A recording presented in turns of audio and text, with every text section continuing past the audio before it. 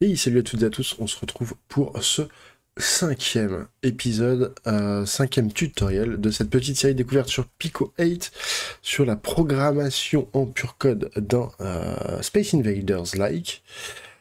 Sur Pico 8, la fantasy console, on est toujours sur la version Edu, la version gratuite pour l'instant. Vous avez de la chance, tant qu'on ne cherche pas à exporter le jeu, on peut utiliser la version gratuite. Dans la précédente vidéo, qui n'était pas vraiment un tuto, mais plutôt un guide, je vous avais donné des devoirs. Je vous fais voir la solution. Donc bien sûr, dans notre fonction, dans notre onglet main, dans notre fonction init, on a nos trois init, init player, init enemies, init tier. Dans notre fonction up draw, la fonction update, on regarde pour la fin. Dans notre fonction draw, on a notre nettoyage d'écran, notre vidage d'écran, l'affichage du joueur, l'affichage des ennemis, l'affichage des tirs, notre petit debug. Vous avez peut-être créé déjà une fonction debug que vous avez mis dans un onglet utilitaire. Si c'est déjà fait, tant mieux. On va utiliser cet onglet fonction ou utilitaire, etc. Aujourd'hui, on va recréer un onglet aujourd'hui. Et on revient sur la fonction update. On met à jour notre joueur, on met à jour nos ennemis, on met à jour nos tirs. Hop, notre fonction update tir qui est celle-ci, qui nous permet de vérifier si les tirs sortent de l'écran, sinon on les déplace, etc., etc. Et on a un update shoot. Il y avait un petit piège ici. Donc dans update shoot, c'est tout simplement ce qu'on avait mis ici dans notre joueur.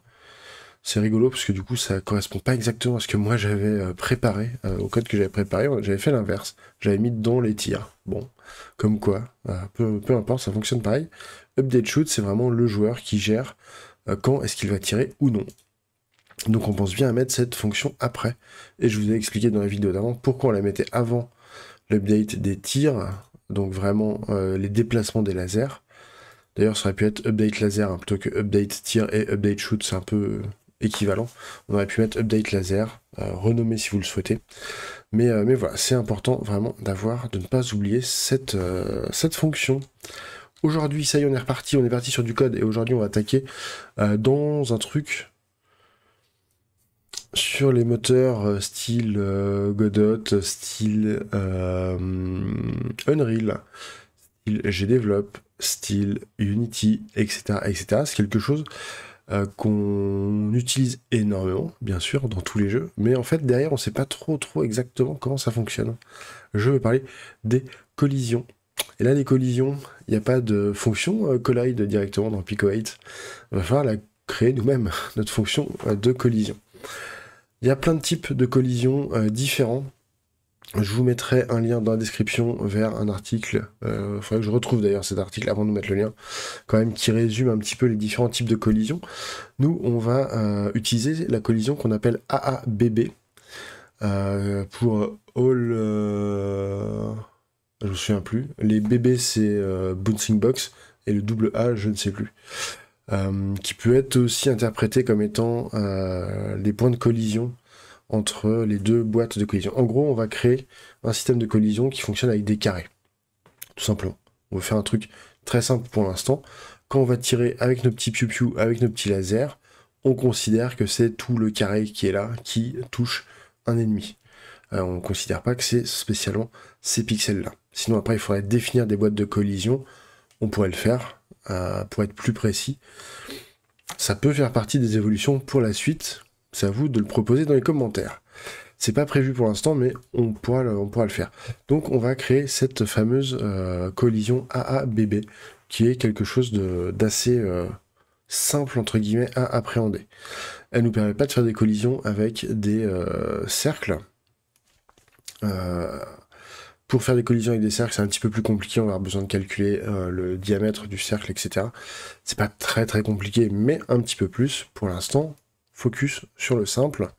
Je vous ai fait un petit exemple, je vous ai récupéré un petit exemple que j'ai commencé à modifier, puis en fait les modifs que j'ai faites ne me plaisaient pas, pour vous expliquer un petit peu comment ça marche.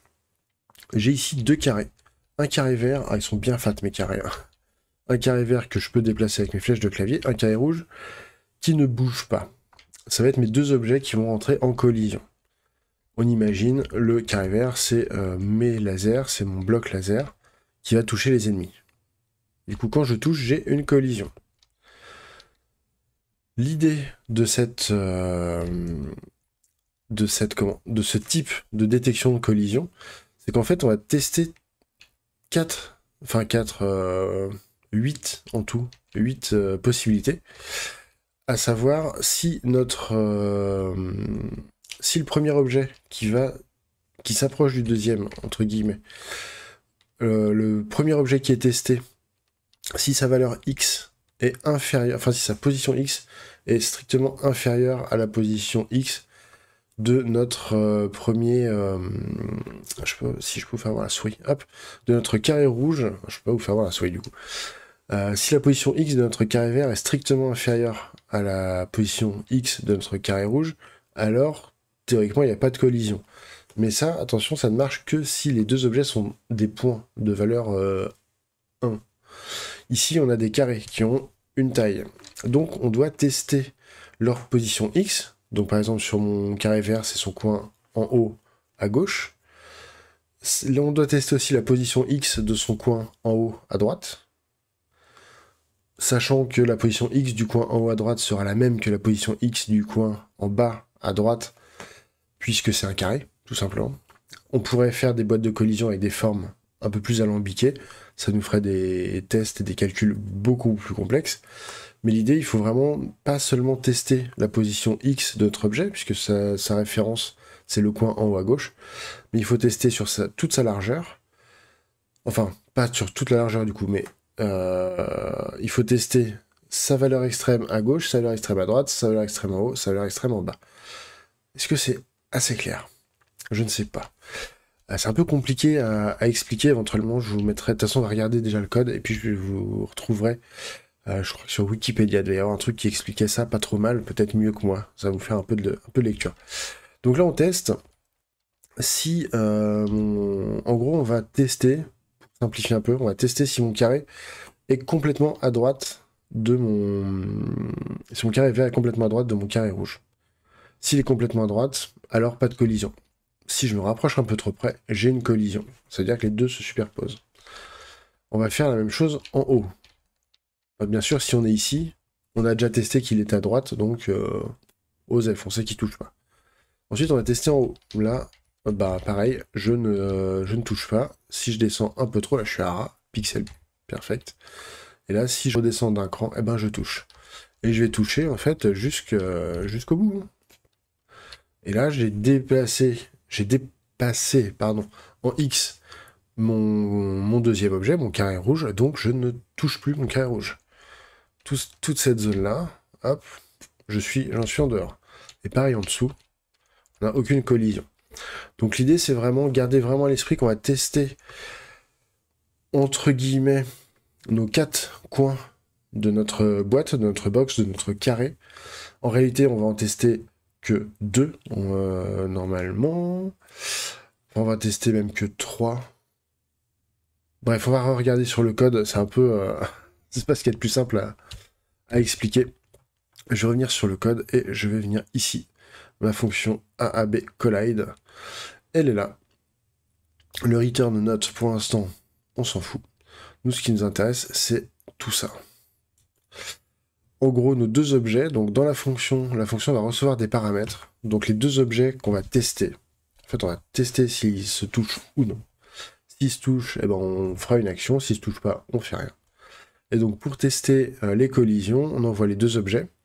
Chaque objet a une position en X et une largeur, donc avec le W.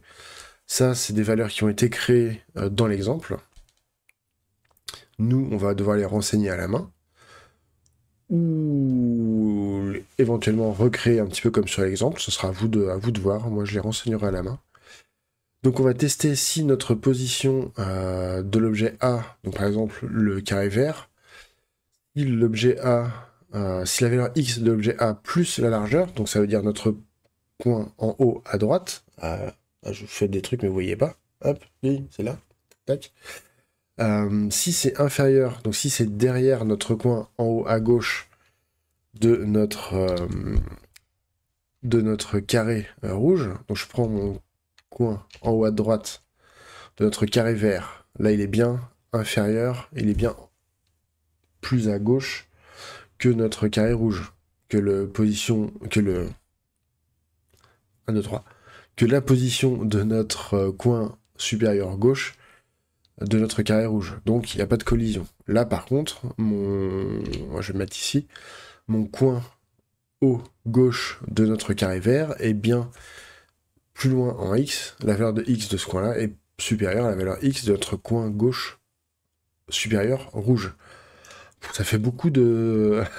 ça fait beaucoup de mots, ça fait des phrases à rallonge.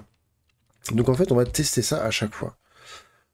Si jamais simplement le coin haut gauche vert est supérieur à la comment, au coin haut droit du carré rouge, on refait voir. Je passe beaucoup de temps là-dessus parce qu'après la fonction on va la copier-coller. On va vraiment pas trop se prendre la tête. Là, donc je me décale un petit peu comme tout à l'heure pour voir. Là, on va tester maintenant le coin supérieur gauche de notre carré vert vis-à-vis du coin supérieur droit du carré rouge. Là, on est supérieur, pas de collision. On est inférieur, collision. Voilà, c'est peut-être un peu plus clair de cette façon. Donc en fait, on teste vraiment ça. Ici, on a la position, le b.x plus b.width, donc largeur, c'est la position de notre coin du carré rouge supérieur. De notre coin droit supérieur rouge. Voilà. Donc là, c'était pour les valeurs x, et maintenant on teste la même chose en y. Au lieu d'être sur la largeur, bien sûr, on est sur la hauteur. Ok ? N'hésitez pas à poser des commentaires. Il faut vraiment que je pense à vous mettre un lien vers un article qui va expliquer ça de façon probablement plus claire que la mienne. Et donc, pourquoi un return note? C'est-à-dire qu'en fait, on veut retourner l'inverse des tests. C'est-à-dire qu'on va tester si c'est... si notre... en gros, nous, ce qu'on teste ici, c'est s'il n'y a pas de collision. Sauf que nous, on veut savoir si on a une collision. On aura moins de chances de pas avoir de collision que de chances d'avoir de collision. Donc on veut savoir s'il y a une collision, alors qu'ici on teste s'il n'y a pas de collision. C'est pour ça qu'on fait un return note. En fait, on va renvoyer un booléen, donc une variable oui ou non, true or false. Et en fait, on va renvoyer l'inverse. C'est-à-dire qu'ici, c'est toujours vrai, sauf s'il y a une collision. Et nous, on veut du coup avoir un faux. C'est pareil, je me mélange. Je vous mélange. En gros, là, on teste s'il n'y a pas de collision. Tout ça, il n'y a pas de collision. Et on veut qu'il y ait une collision. Bref, je me mélange. On va tout simplement repartir. Je vous mettrai vraiment le lien de l'article. Ce sera probablement plus intéressant à lire et peut-être plus détaillé. Quitte à ce que je refasse une vidéo explicative là-dessus. Pour faire ça, on va recréer un nouvel onglet qu'on va appeler utilitaire ou utile. Utils, voilà, on va essayer d'économiser un petit peu les caractères utils. Et on va simplement recopier cette fonction qui va nous tester nos collisions. Donc function collide ou collision, peu importe. Là, on va lui mettre deux paramètres, donc A et B. On ferme notre fonction. Et soit vous pouvez recopier directement. Et ce qu'on va faire, c'est qu'on va retenter, encore une fois, de la réexpliquer. Puisqu'après, vous allez voir que ça va être assez simple, ensuite, une fois qu'on aura ça, de faire quelque chose de tout ça. Donc, on va renvoyer l'inverse de ces tests. Hop. Return note. Et on va donc lancer nos tests. On va prendre A.x plus A.w. Et on vérifie si c'est inférieur à B.x. Donc là, ce qu'on fait, c'est qu'on regarde si notre coin supérieur droit du carré vert est à gauche du coin supérieur gauche du carré rouge. Ok. N'hésitez pas à commenter en même temps. Ensuite, on va tester A.x strictement supérieur à B.x plus B.w. W. Là, on teste si notre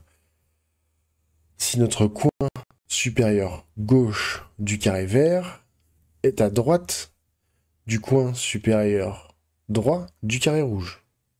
Ok? Pour l'instant, je ne suis pas trompé. Ouh! On rajoute un OR. Donc là, à chaque fois, on met OR pour dire soit la première ligne, soit la deuxième, soit la troisième, soit la quatrième. Et si c'est plusieurs, eh ben, ça sera plusieurs en même temps. La première condition sera validée. Ensuite, la ligne d'après, on va faire sur le Y. Donc A.Y plus A.H.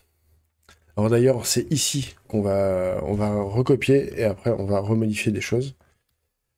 Donc si ça c'est strictement inférieur à B.Y, donc si le coin inférieur, on va dire droit, peu importe, si le coin inférieur droit de notre carré vert est au-dessus, donc là c'est au-dessus parce que Y, ça va, on ajoute vers le bas. Donc si notre coin inférieur, si un de nos coins inférieurs de notre carré vert est au-dessus d'un des coins supérieurs du carré rouge, ou pour finir, la dernière condition c'est A.Y strictement supérieur, pardon, à B.Y plus B.H, donc plus la hauteur. Donc là c'est l'inverse et j'ai même pas regardé, je vérifie. Yes, je me suis pas trompé.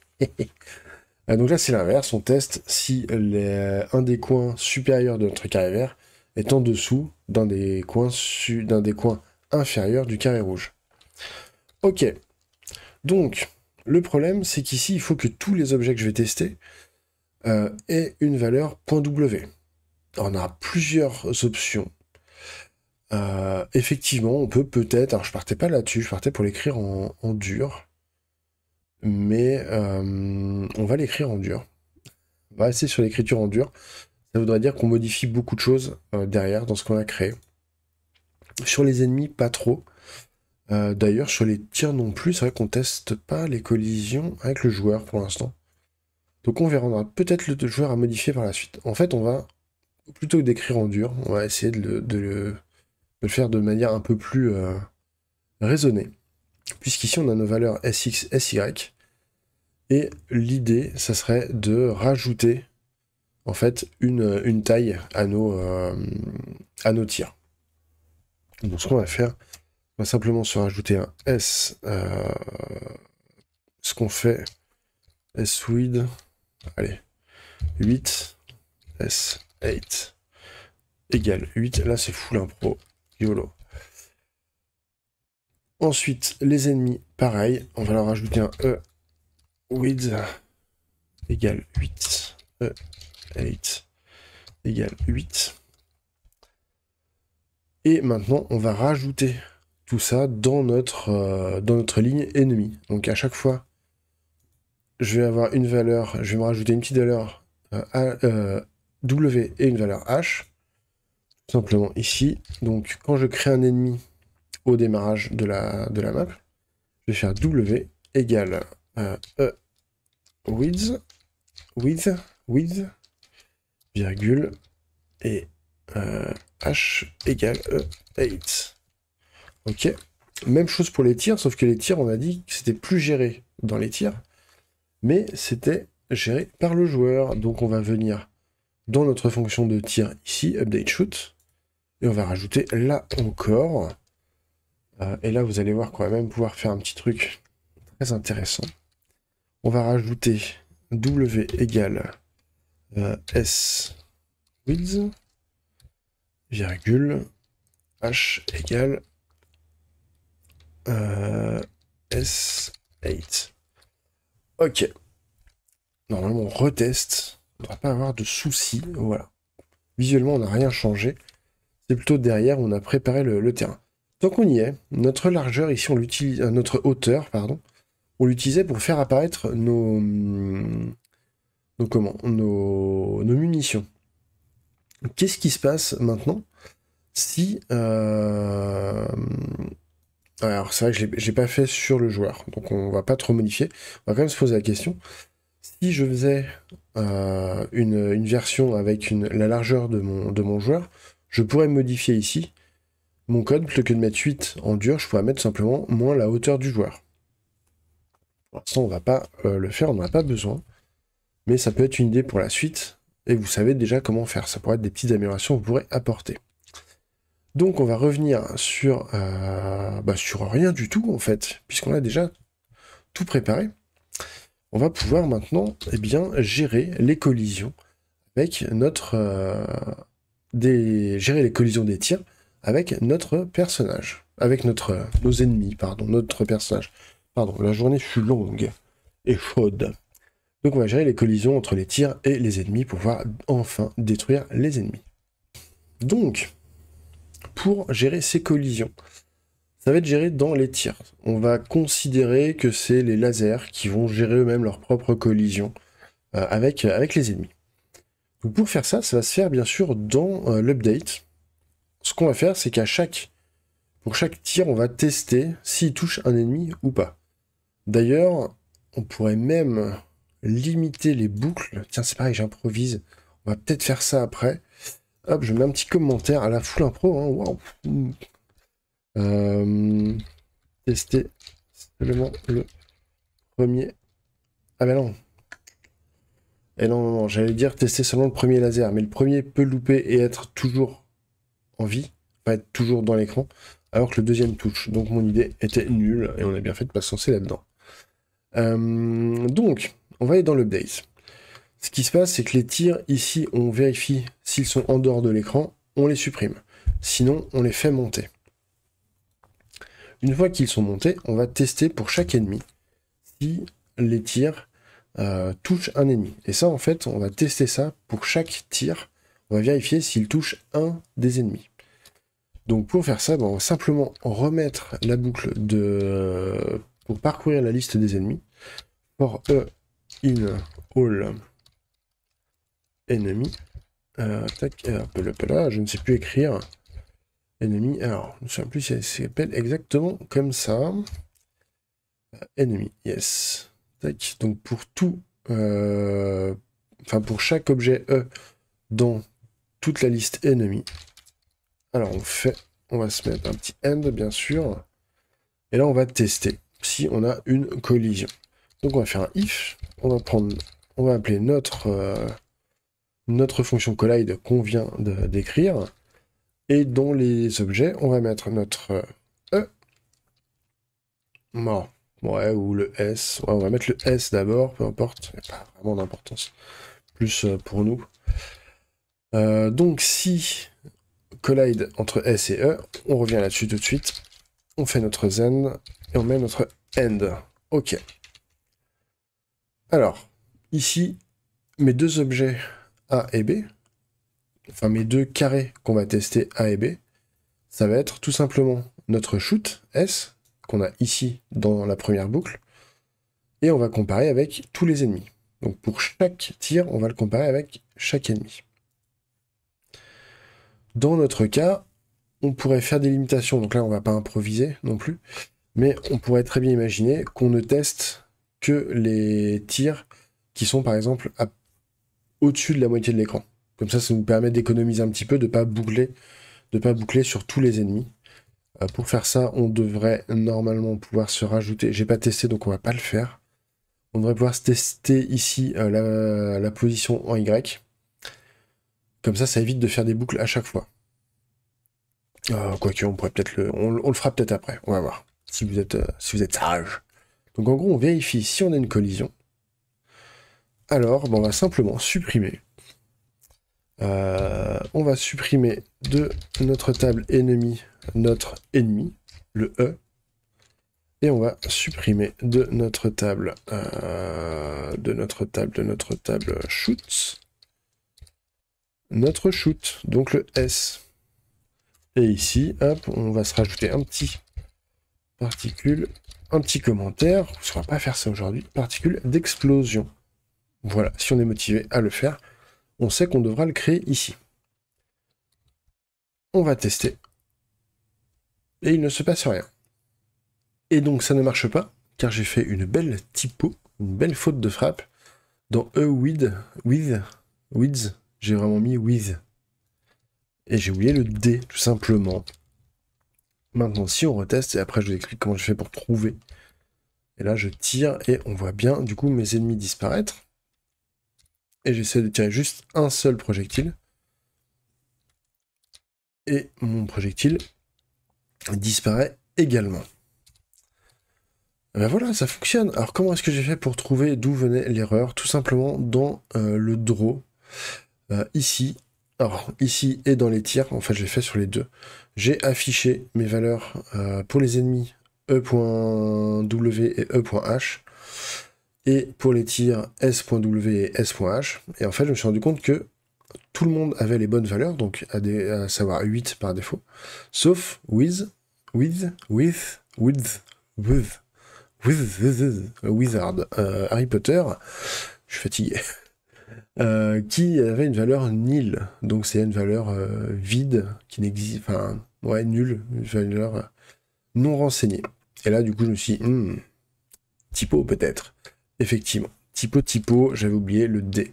Donc on se retrouve ici avec nos collisions qui fonctionnent. Et ça, c'est cool. Ça fonctionne plutôt bien. Voilà, j'espère que ce tuto, même si ça a été très touffu au début, j'espère que ça vous aura quand même plu. N'hésitez pas à poser vos questions dans les commentaires. Si j'ai oublié de vous mettre le lien vers l'article, vers les collisions, vous me le dites dans les commentaires, je vous le mettrai. Et puis comme d'hab, petit pouce bleu, si ça vous a plu, que vous voulez voir la suite, abonnez-vous, comme ça vous ne perdez rien. Et puis voilà, puis on se retrouve aussi de temps en temps sur Twitch. Allez, sur ce, amusez-vous bien, créez bien, et à la prochaine. Salut!